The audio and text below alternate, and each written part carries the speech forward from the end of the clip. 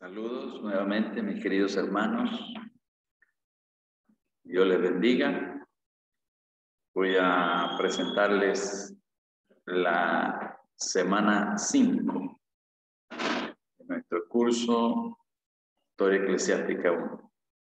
En esta semana nos corresponde estudiar el tema de la iglesia medieval.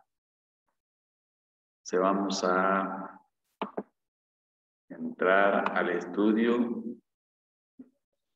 de la iglesia medieval. Este periodo de la historia de la iglesia va desde el siglo V hasta el siglo XV. Los temas que tenemos para estudiar esta semana son los siguientes: la separación de las iglesias, es la división de la iglesia, ¿no? La iglesia occidental e iglesia oriental.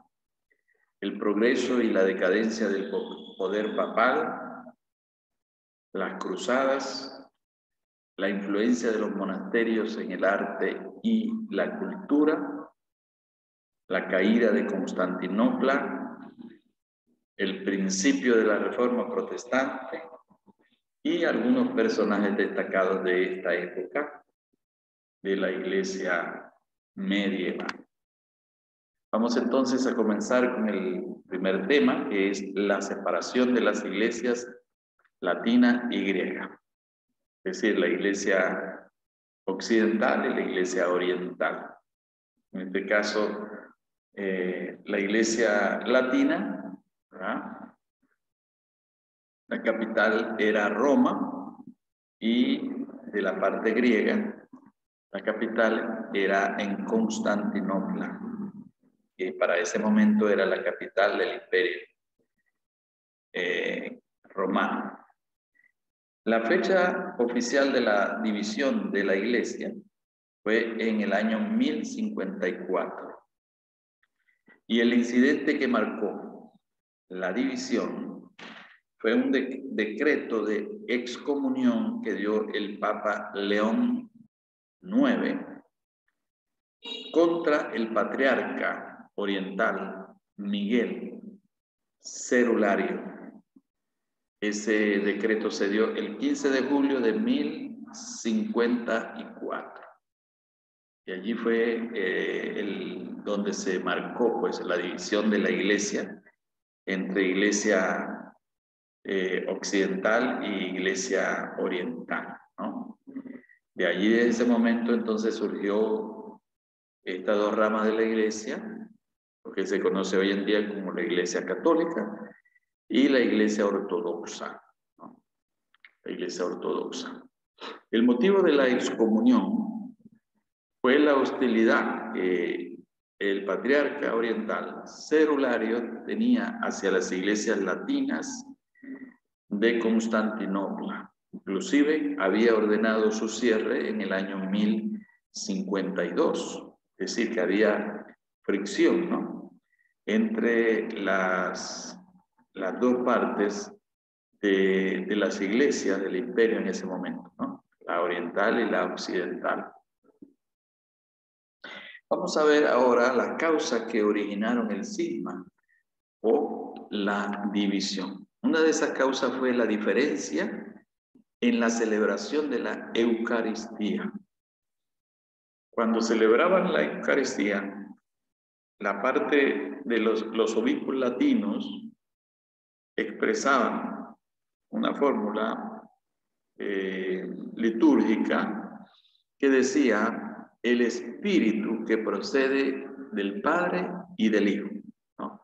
Eso representaba la doctrina de la iglesia en esta parte, ¿no? La creencia de que el Espíritu Santo procede del Padre y del Hijo, como habían establecido algunos concilios ya previos que se habían realizado. Los griegos, la parte griega, decían el espíritu que procede del Padre, ¿no?, solamente del Padre. Entonces dejaban fuera la palabra filioque, que indica la procedencia del Hijo, ¿no? Espíritu Santo viene también del Hijo. Entonces, esa cuestión, ese asunto doctrinal fue una de las causas que originaron el cisma, es decir, las diferencias que tenían en la liturgia, ¿no? También la diferencia que había en cuanto a que en la iglesia occidental se exigía el celibato para los clérigos, los sacerdotes, y en la iglesia oriental, al contrario, se exigía que fuese casado. Entonces era una diferencia abismal que había en esta área, ¿no? En la occidental, la Eucaristía se celebraba con pan ácimo, es decir, no leudado, ¿verdad? Y en la oriental se celebraba con pan común. Ese fue otro motivo de fricción. También en la parte romana, la iglesia occidental, comenzaron la práctica del ayuno en sábado, con el propósito de contrarrestar o ir en contra, ¿no?, de la observancia del séptimo día o del día de reposo por los judíos. Entonces, en Oriente nunca se practicó ese ayuno en sábado como lo practicaba la iglesia romana. Y otro asunto también que ocasionó el cisma, la división, fue la cuestión de la controversia iconoclasta, ¿verdad?, que nosotros estuvimos mencionando la semana pasada.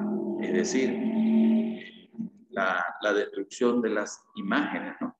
Recuerden que en la parte romana, en la parte occidental, se promovía o se enseñaba el uso, la veneración de las imágenes, y en la parte oriental se iba en contra de la veneración de las imágenes. Es decir, más bien en la parte oriental se había mandado a destruir las imágenes, ¿verdad? Y esa fue lo que se llamó la querella o la controversia iconoclasta, ¿verdad? Todas estas causas ocasionaron el cisma o la división de las dos iglesias en el 1054. Solamente que en ese año fue cuando estalló a causa de ese decreto de comunión del Papa León IX sobre Miguel Cerulario, que era el patriarca de Constantinopla. Bueno, y de ahí en adelante, pues la iglesia ha estado, la iglesia católica, pues en este caso, dividida en esas dos ramas, ¿no? La iglesia católica y la iglesia ortodoxa o la iglesia oriental. Vamos a ver ahora los métodos de reunificación de las iglesias, porque de parte de Roma se intentaron algunos métodos para tratar de unir nuevamente las iglesias, ¿no? Como, hoy en día pues hay comunión entre ellas, entre la parte romana y la parte oriental. Hay comunión entre el Papa romano y el patriarca ortodoxo, ¿verdad? Se reúnen, tienen una relación ecuménica entre ellos, ¿verdad? Pero no se ha llegado a una verdadera reunificación, ¿no? Y pienso que no se llegará, pues.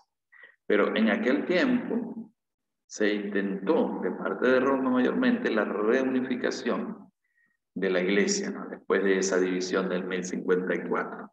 Entonces Roma ensayó varios métodos, puso en práctica varios métodos procurando esta reunificación.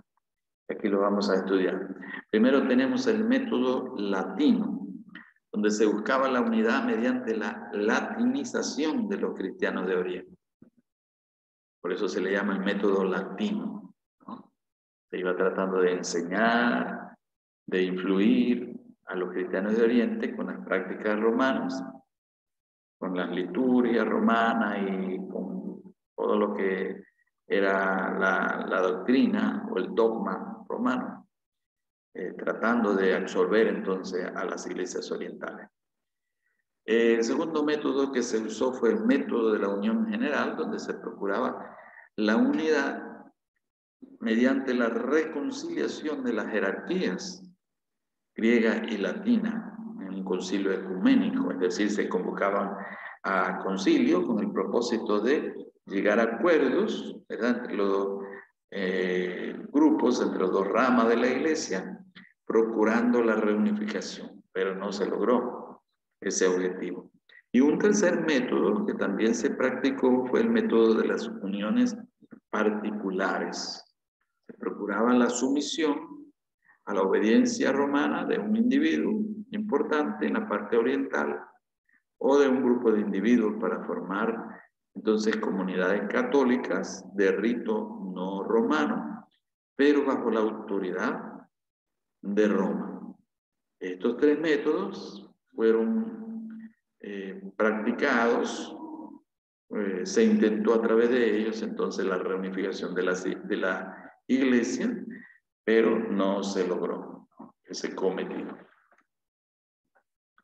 Ahora vamos a pasar a estudiar el tema del progreso y decadencia del poder papal en este tiempo de la Edad Media, ¿no? Progreso y decadencia del poder papal.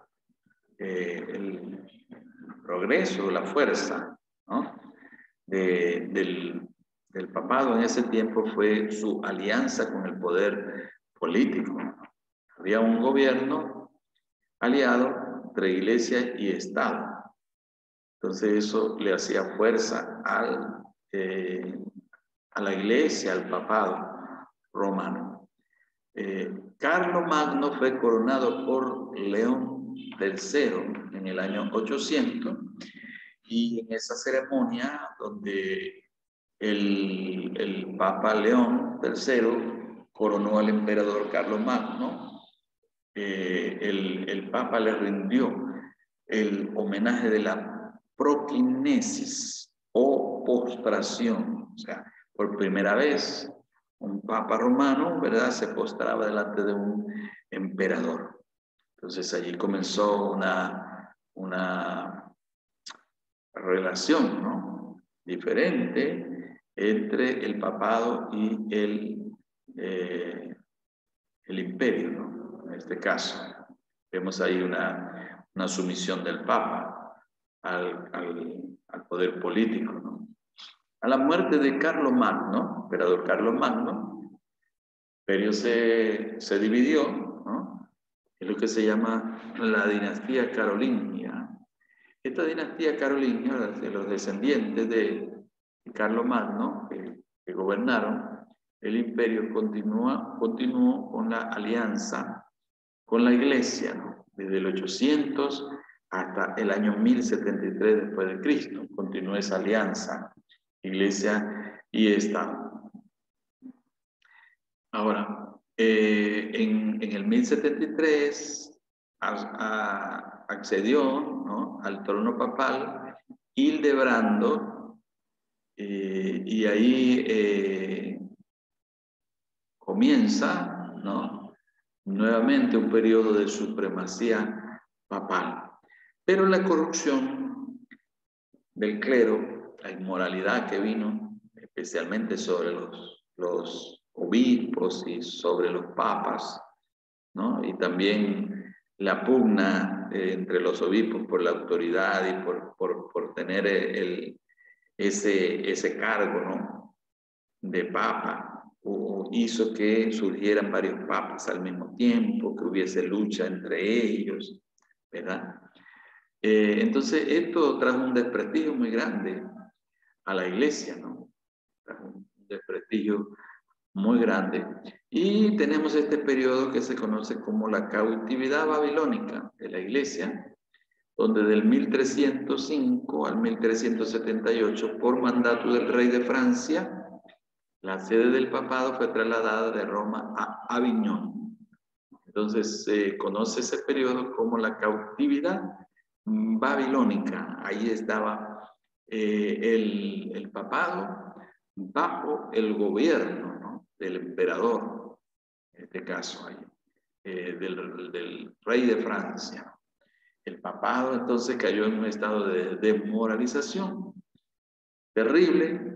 En ese estado de desmoralización fue que comenzaron los movimientos iniciales en procura de la reforma de la iglesia, ¿no? Entonces, durante la Edad Media hay momentos donde el papado afloró, ¿no? Tuvo un poder, una hegemonía sobre el gobernante político, sobre el poder político, pero también hubo un tiempo, hubo temporadas, y a veces muy largas, como esta que vemos de la cautividad babilónica, donde el gobierno, pues, religioso estaba supeditado al gobierno político.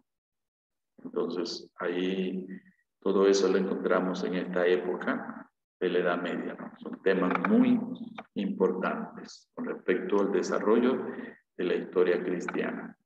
Vamos a ver ahora las causas principales de la supremacía papal, ¿no? En esta época, causas principales de la supremacía papal. Tenemos en primer lugar los falsos documentos del papado. Hubo ciertos documentos falsos que contribuyeron a incrementar el poder del Papa. Estos documentos fueron los siguientes. En primer lugar están los documentos conocidos como la donación de Constantino. Este falso documento, conocido como Constitutum Constantini, salió a escena entre los años 800 y 806, después de Cristo, ¿no? Y en estos documentos se hacía ver, se hacía constar, que cuando el emperador Constantino salió de Roma para ir a fundar Constantinopla, él le otorgó, a través de esos documentos, al Papa Silvestre, ¿verdad?, el dominio de la ciudad de Roma y de todas sus posesiones italianas, todas las posesiones que tenía allí Constantino. Entonces, en este documento se basaba en ese tiempo, ¿no?, para esa supremacía papal. Ahora, este documento se comprobó que era un documento falso, ¿verdad? Era un documento falso, y esta falsificación no se descubrió completamente sino hasta el siglo XV. Ahora, hay también otros documentos falsos, que son los llamados decretos pseudo-isidorianos, ¿no? Este otro documento falso trataba de apuntalar las pretensiones del dominio del papado. Entonces, conocemos como los decretos pseudo-isidorianos o los decretos falsos de Isidoro. Profesaban estos documentos ser decisiones dadas por los obispos primitivos de Roma, por los primeros obispos romanos, desde los apóstoles en adelante, dándole supremacía absoluta al Papa sobre la Iglesia universal, ¿no? Dándole poder al Papa sobre toda la Iglesia y dándole esa condición de infalibilidad, ¿no?, al Papa. Ninguna corte secular podía juzgar en cuestiones pertenecientes al clero o a la Iglesia. Entonces, es importante, hermanos, resaltar que ciertamente habían habido unos documentos de Isidoro de Sevilla. Él había coleccionado en el siglo VII algunas leyes y decretos genuinos, ¿no?, de los antiguos obispos romanos, y los había publicado. Pero estos decretos pseudo-isidorianos se añadieron posteriormente, es decir, eran documentos falsificados. Con todos estos documentos, el papado romano pretendía, ¿verdad?, darle fundamento a ese poder o a esa supremacía que ejercía sobre la Iglesia y que también pretendía ejercer sobre el gobierno civil, ¿no?, sobre los emperadores. Muy bien. Otra cosa importante que estudiar sobre las causas principales de la supremacía papal es el feudalismo, ¿verdad? El sistema feudal, que ya nosotros por supuesto conocemos el feudalismo, que consistía en la formación de pequeños reinos con un soberano particular y un ejército propio, ¿no? Este sistema feudal surgió como consecuencia de la desintegración del gobierno central de esa dinastía carolingia en los últimos años del siglo IX. Entonces se fundaron esos pequeños reinos llamados feudos, ¿verdad? Y allí había entonces pequeños reyes, ¿no? Había, que tenían su ejército, tenían su organización, pues, también para defenderse, ¿no? De las invasiones de otros pueblos, especialmente en este caso, se defendían de los normandos de Escandinavia y Dinamarca, de los húngaros y de los eslavos de Germania. Todos estos que venían contra Roma y contra todos esos territorios. Entonces, como en este caso los papas y los gobernantes no podían defenderse, entregaron la defensa de la población a la nobleza. Y entonces estos nobles se fueron apoderando poco a poco de tierra, ¿verdad? Esto llegó a llamarse los feudos. Y también los miembros del clero romano recibían la concesión de estos feudos, ¿no? Estos miembros del clero eran parte del estrato superior de la sociedad feudal, juntamente con los nobles, y en las clases más bajas, en los estratos bajos de la organización social de ese tiempo, estaban los campesinos siervos, que eran los esclavos trabajadores, ¿verdad? Un poquito más arriba de esos campesinos siervos estaban los libertos, que no eran esclavos, pero tampoco tenían mayores privilegios. Esta concesión de feudos a los sacerdotes, a los obispos, ¿no? Trajo consecuencias negativas para la iglesia, por supuesto. Los obispos descuidaron la obra religiosa, se implicaron en las luchas políticas en aquel tiempo. También hizo que los reyes y señores feudales intervinieran en los asuntos de la iglesia, ¿no? Tenían implicancia en las decisiones eclesiásticas. En resumen, esta época feudal, ¿verdad? Fue bastante negativa para la iglesia. El clero estaba más preocupado por los privilegios que por el cumplimiento de una misión, ¿no?, cristiana en ese tiempo. Por la parte positiva, la iglesia llegó a ser poseedora de grandes cantidades de tierra, ¿verdad? Y también en la parte positiva fue la reacción popular ante el maltrato de la autoridad secular, ¿no? Entonces eso resultó en una devoción a las cosas espirituales. Las masas populares comenzaron a buscar la espiritualidad y a tener más afecto hacia los líderes religiosos que les procuraban un trato más amable, ¿no? Entonces todo esto, hermanos, era lo que era el sistema feudal que contribuyó a afianzar el poder del Papa, ¿no? También otro asunto importante fue el triunfo papal en la lucha de las investiduras, ¿no? La lucha de las investiduras. ¿Qué fue esta lucha de las investiduras? Bueno, que con todo este sistema que venimos hablando, los gobernantes seculares se creían con derecho a designar e investir a los dignatarios de la iglesia dentro de su reino. Entonces, un señor feudal que se creía con derecho a gobernar sobre los obispos o sobre los clérigos que estaban dentro de su feudo, ¿no? Y además porque los señores feudales sostenían a la iglesia, pagaban los salarios de los sacerdotes, entonces por allí se creían con derecho a decidir los asuntos de la Iglesia. Entonces, hubo un Papa, Gregorio VII, que él ejerció su papado del año 1073 al 1085, fue quien se opuso tenazmente a esta práctica de las investiduras, lo que se llama las investiduras. Entonces comenzó la lucha de las investiduras, ¿no?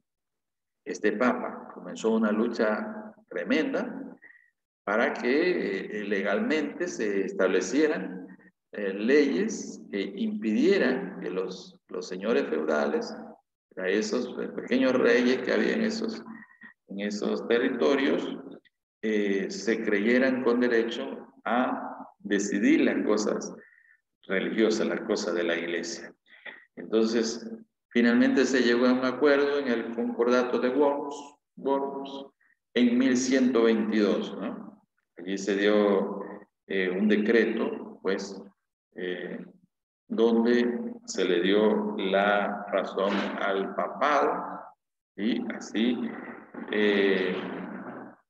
se llegó, ¿no?, a que la Iglesia tuviese independencia en cuanto al nombramiento de sus clérigos, de sus obispos, sin implicaciones del poder político en ese tiempo. Todo esto contribuyó también entonces a apuntalar la supremacía papal en ese tiempo. Ahora, tenemos otro tema también sumamente importante, hermano, que es la Inquisición. Como en este tiempo, a causa de la corrupción de la Iglesia, corrupción del clero, toda esa inmoralidad que había en el papado y todo eso, durante este tiempo, en la Edad Media, comenzaron ciertos movimientos de renovación dentro de la Iglesia, ¿no? Lo que se conoce como los movimientos pre-reformadores. Entonces, la Iglesia pues consideró a estos movimientos, muchos de estos movimientos, como herejes, y comenzó todo este sistema llamado de la Inquisición para frenar, ¿no?, a esos movimientos pre-reforma. Entonces comenzó este sistema de la Inquisición contra estos movimientos disidentes. Estos movimientos, a causa de la inconformidad que había en el pueblo, ¿no?, respecto a la corrupción del clero, la corrupción de la Iglesia, encontraron eco en las masas populares, sus prácticas, sus enseñanzas. Entonces el Papa Gregorio IX, en el año 1223, decidió usar las órdenes monásticas para combatir la llamada herejía. Se comenzó una persecución en contra de todos todas estas personas que estaban procurando reformar la Iglesia, ¿no?, movimiento pre-reforma. Y en el Tratado de París de 1229 se tomó la decisión, o sea, oficialmente, de comenzar la Inquisición, la llamada Inquisición Pontificia, ¿no? Comenzó todo un periodo de persecución, ¿no?, mayormente a los hermanos que ya no podíamos decir que ya eran reformados, ¿no?, pero ya estaban tratando de buscar una purificación de la doctrina y un cambio dentro de la Iglesia. Entonces comenzó esta llamada Inquisición. Y su máxima expresión de la Inquisición fue la Inquisición española, ¿no?, promovida por los reyes de España, que comenzó en el año 1481. En este tiempo de la Inquisición, pues al que se consideraba hereje, hermanos, se le torturaba, ¿no? Algunas penas correspondían a multas, otras a cárcel, pero mayormente eran instrumentos de tortura terribles que tenían, ¿no?, que se crearon. Podemos encontrarlos por allí fácilmente en el internet. Todos estos instrumentos terribles de tortura que usó la Iglesia católica contra los ¿no?, que ellos consideraron herejes, ¿no?, que no estaban de acuerdo con el dogma católico. Entonces fue un periodo muy terrible, muy oscuro de la iglesia, muy oscuro de la iglesia. Entonces, bueno, fueron instrumentos, pues, de control y de dominio de la iglesia. Ahora tenemos el otro tema que vamos a estudiar, es el de las cruzadas. Las cruzadas, la cristiandad armada. Las cruzadas son las guerras que hubo entre cristianos e infieles por los lugares sagrados. Es decir, el Islam, ¿no? Todo lo que es el sistema de las creencias mahometanas, todo eso fue ganando terreno, ¿no? Fueron conquistando a través de la fuerza lugares, ¿no? Esa lucha terrible que se enfrentó, ¿no?, a los turcos contra Occidente, hasta el momento en que cayó Constantinopla, ¿no? Y entonces cayó el imperio romano, quedó entonces en manos de los turcos, ¿verdad? Y entonces conquistaron todos esos lugares sagrados, ¿no?, como Jerusalén y tantos otros lugares. Entonces hubo un momento en que la iglesia, ¿verdad?, a través del Papa Urbano II, decidieron la reconquista de esos lugares considerados santos o sagrados, ¿no? Allí vemos una imagen donde el Papa Urbano II, en el concilio de Clermont, un lugar en Francia, en el 1095, él estaba increpando a los obispos. Allí asistieron 300 obispos a ese concilio y los estaba él exacerbando sus ánimos, ¿no?, para que pudieran ir a estas guerras de reconquista de los lugares sagrados, ¿no?, del cristianismo, que habían caído en manos de los musulmanes.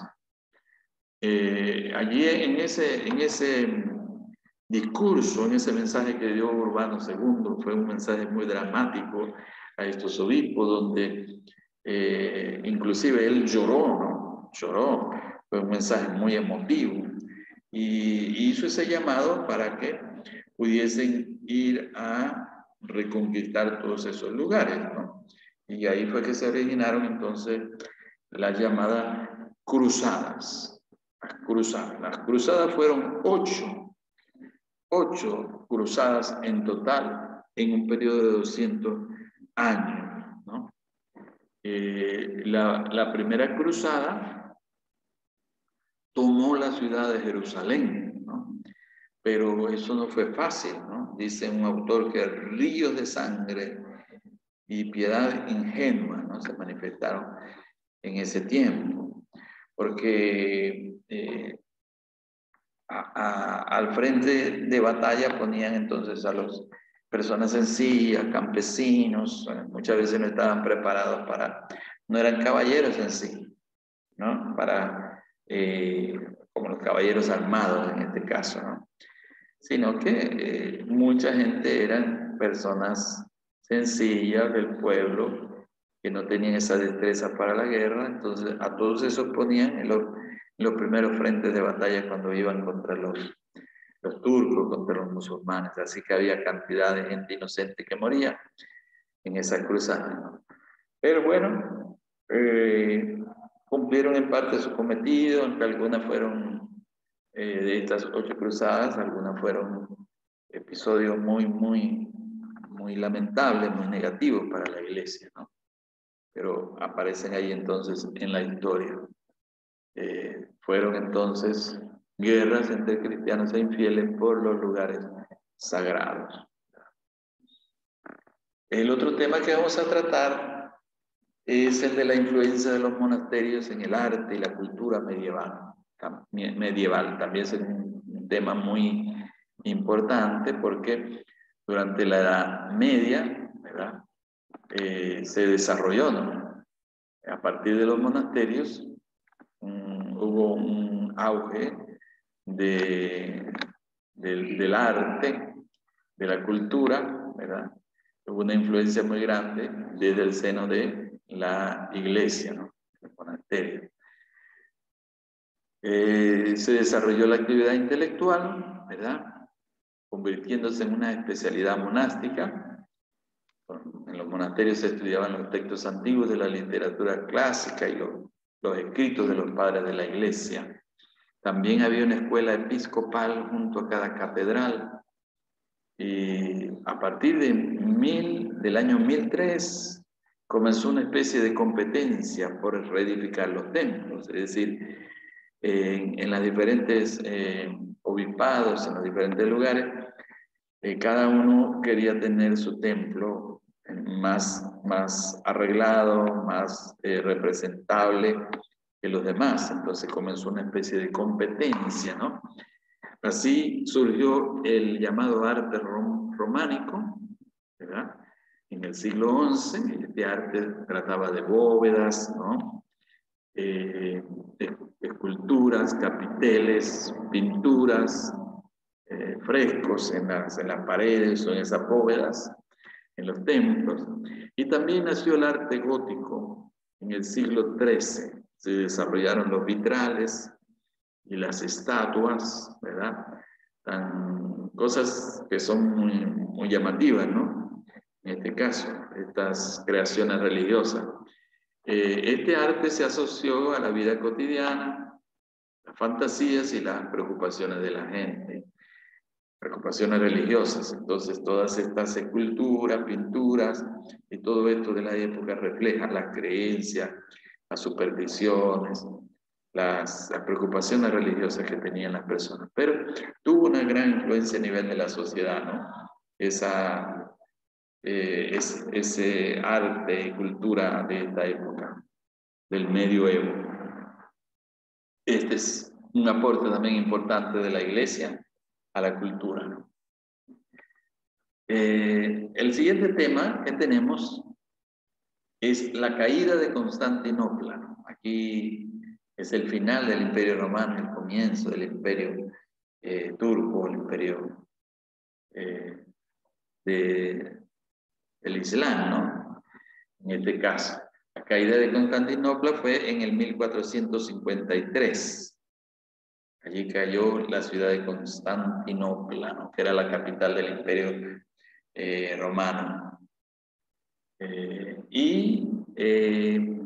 Esta caída de Constantinopla marcó la división entre la Edad Media y la Edad Moderna. Es decir, hasta allí llega la Edad Media, ¿no? En la historia. No solo en la historia de la Iglesia, sino en la historia secular. Ahí comienza entonces el Imperio Turco, ¿verdad? Ahora, sin embargo, Constantinopla conservó su autoridad eclesiástica hasta el día de hoy, ¿no? No perdió esa autoridad eclesiástica, ¿no? Pero ese acontecimiento también es muy significativo en la historia del cristianismo, lo que fue la caída de Constantinopla. Siguiente tema es el principio de la reforma religiosa. La palabra reforma se refiere a la convulsión religiosa que destruyó la unidad de la iglesia cristiana en Europa occidental durante el siglo XVI y que dio origen a principios religiosos que han regido a las iglesias protestantes y evangélicas, ¿no? Ahí estamos hablando solamente del principio de la reforma, no de la reforma en sí, ¿no? Pero ya en esta parte final de la Edad Media, entonces ya comenzaron esos movimientos que estamos hablando, pre-reformadores, ¿no? Y luego dan paso entonces a la reforma protestante, ¿no? Que sucedió en el siglo XVI. Las causas principales para que se iniciara esta reforma, según Amaya, son la siguiente, ¿no? El dogma de la Iglesia dice que se había transformado la posición doctrinal de la Iglesia, el concepto de Iglesia, concepto de pecado, concepto de los sacramentos, ¿no? En cuanto a la Iglesia, ¿verdad?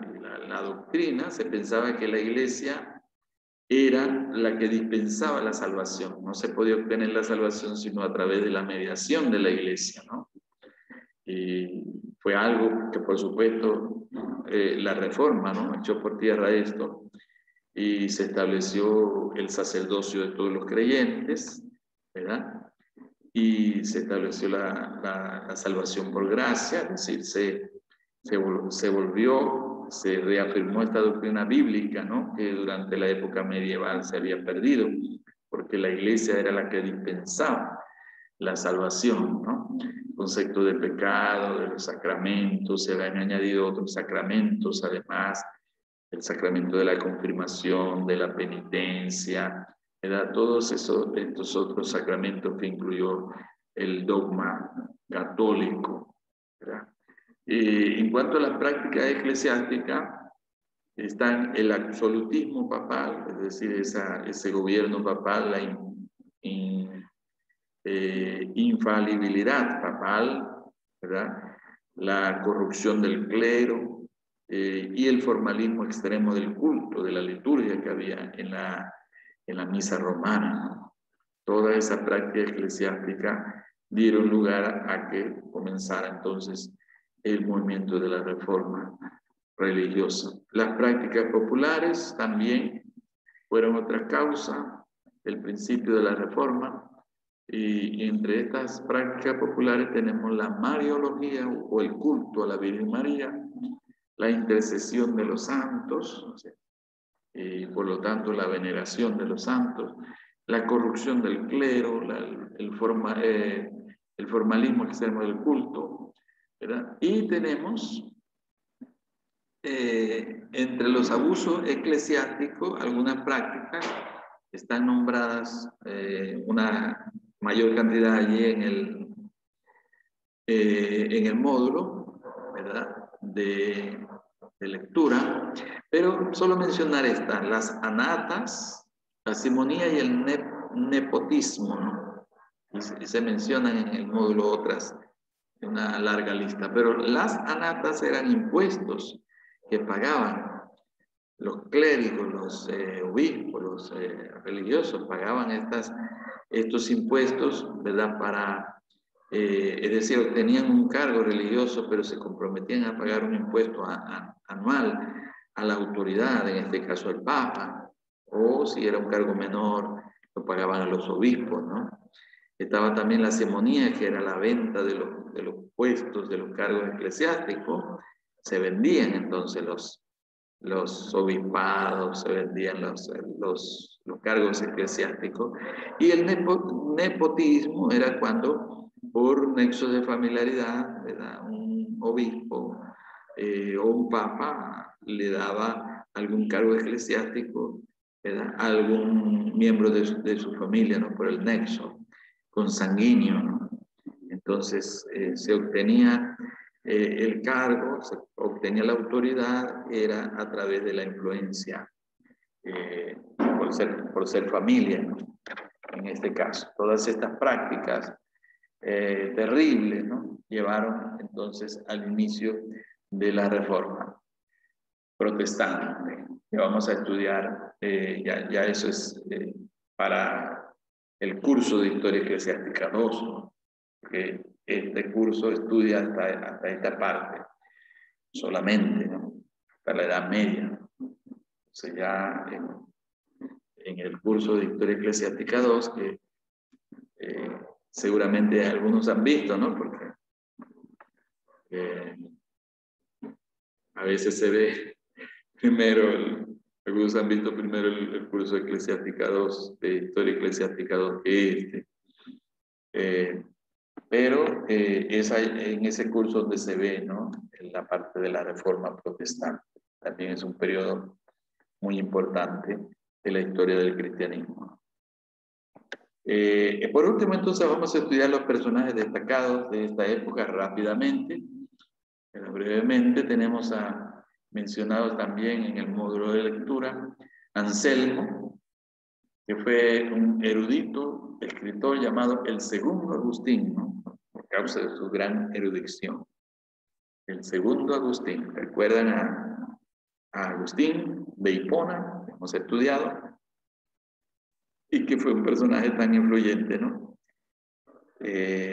Para la iglesia, teólogo, escritor, tremendo. Pedro Abelardo fue filósofo y teólogo, fundador de la Universidad de París. Todos estos son personajes significativos de esta época. En el módulo están fechadas su nacimiento y su muerte. Año de nacimiento, año de muerte, aparecen ahí en el módulo, fecha de cada uno. Bernardo de Clairvaux fue quien predicó y promovió la Segunda Cruzada. También fue un personaje muy importante de esta época. Tomás de Aquino, quizás nos interesa más resaltar este personaje. Es la mente más destacada de la Edad Media, ¿verdad? El doctor universal se le reconoció príncipe de la escolástica, ¿verdad? Escolástica, ese término escolástico designaba al maestro de una escuela originalmente, escolásticos, y posteriormente pasó a referirse a la ciencia y al método de razonamiento, ¿verdad? Se llegó a llamar escolástica a toda la filosofía religiosa de la Edad Media, ¿no? Que hizo de la dialéctica el instrumento esencial de su investigación y el bastión de su método. Entonces, Tomás de Aquino fue un máximo representante de la escolástica, ¿no? De esta parte de la práctica de la iglesia, ¿no? Que fue la investigación teológica. Entonces se reconoce a Tomás de Aquino como el que estableció el dogma católico, ¿no? Y por eso es un personaje tan importante para la iglesia católica hasta el día de hoy. Se le llama Santo Tomás de Aquino, ¿no? Muy importante para la iglesia católica. Muy bien, tenemos también a Juan Wycliffe, traductor de la Biblia al inglés. Ya estamos hablando de hermanos de la Pre-Reforma. Y a Juan Hus, rector de la Universidad de Praga, quien predicó los escritos de Wycliffe y que fue mártir de la Pre-Reforma. Juan Hus fue quemado, ¿no? Quemado en la hoguera, este pre-reformador, ¿no? Y su aporte muy importante, ¿no? A la iglesia, ese aporte de predicador y defensor de la doctrina ortodoxa, de la doctrina correcta, en contra de esos dogmas y de esas doctrinas extrañas que incorporó en la iglesia en ese tiempo de la época medieval. Entonces, todo esto, hermanos, es el recuento de esta importante época, la historia de la iglesia, y yo espero que cada uno también pueda tener el interés de investigar más y más cada uno de estos temas tan interesantes, ¿no? Y así enamorarnos cada vez más de la historia cristiana, ¿no? Que es un aspecto tan importante en el estudio de la teología.